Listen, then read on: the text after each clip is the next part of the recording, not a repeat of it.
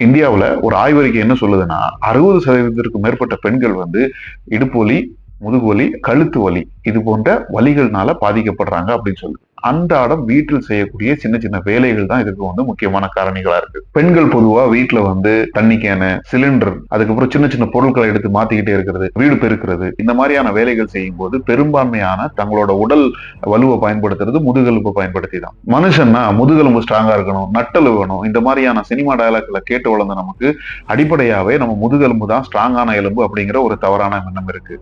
இதனாலேயே நம்ம செய்யற பெரும்பான்மையான வேலைகளை நம்ம முதுகெலும்புல அழுத்தம் கொடுக்கறது மாதிரியோ, முதுகெலும்பால வெயிட்டுகளை தூக்குறது மாதிரியோ, முதுகெலும்பால ஒரு பொருளை தள்ளுறது மாதிரியோ, இழுக்கிறது மாதிரியான வேலைகளை பண்றோம். இது பண்ணும்போதே நம்ம முதுகெலும்பு அதிகமா பாதிப்படைகிறது வாய்ப்பு இருக்கு. சோ இது தடுக்க என்ன பண்ணணும் அப்படின்னு கேட்டீங்கன்னா, நம்ம செய்யற அனைத்து வேலைகளையும் அப்பர் பாடின்னு சொல்லப்படக்கூடிய இடுப்புக்கு மேற்பகுதி, முதுகெலும்பு வரக்கூடிய பகுதியை வந்து நேரா வச்சு வந்து பண்றதுக்கு முயற்சி பண்ணணும்.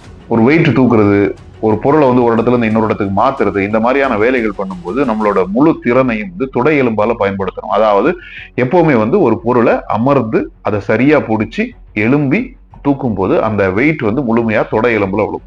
வீடு பெருக்கும் போதோ, சுத்தம் செய்யும் போது, துடைக்கும் போது குனிந்து தொடர்ந்து அந்த வேலையை செய்யும் போது நமக்கு என்ன ஆகுது அப்படின்னா இடுப்பு வலி ஏற்படுது. எப்பவுமே நின்னுகிட்டு நேரா நின்று துடைக்கிறது மாதிரியோ, நேரா நின்று பெருக்கிறது மாதிரியான பொருட்களை பயன்படுத்துறது ரொம்ப ரொம்ப முக்கியம். சமையல் செய்யும் போது காய்கறிகளை வெட்டுவதோ இந்த மாதிரி விஷயங்கள் பண்ணும் போதும் சமையல் செய்யக்கூடிய இடம் வந்து இடுப்புக்கு மேல சரியான பகுதியில் இருக்கிறது மாதிரி பாத்துக்கணும்.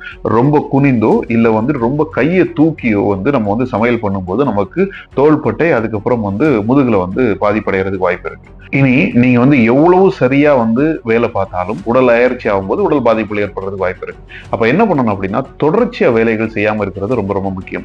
ஒரு அரை மணி நேரத்துக்கு ஒரு தடவை ஒரு சின்ன பிரேக் எடுத்துக்கிறது, ஒரே மாதிரியான போஸ்டர்ல நிக்காம உடல் அப்பப்ப அசைச்சிக்கிறது, உடல் பயிற்சிகளை செய்வது, இதனால வந்து உடலை வந்து பாதுகாப்பா நம்ம வந்து வச்சுக்கலாம். உடல் சார்ந்த பிரச்சனைகள்ல இருந்து நம்மளை பாதுகாத்துக்கிறது வந்து ரொம்ப ரொம்ப முக்கியம். மருத்துவம் பார்க்கிறத விட வருமுன் தடுப்பது ரொம்ப முக்கியம். பி சேஃப் மக்களே.